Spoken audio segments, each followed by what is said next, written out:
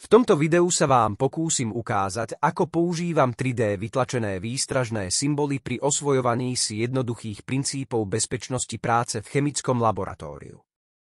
Sada obsahuje všetkých 9 základných symbolov. Žiaci hrajú vo dvojiciach a učiteľ postupne zvyšuje náročnosť toho, za čo si žiak žetóny necháva. Najprv len za pomenovanie obrázku a postupne za návrh bezpečnosti či prvej pomoci. Zvýšok aktivity už pokračuje ako bežné pexeso.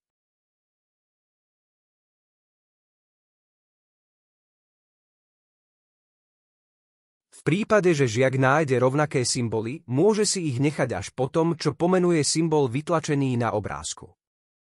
Hráči sa navzájom striedajú. Tým, že je párov 9, vždy je jeden víťazom.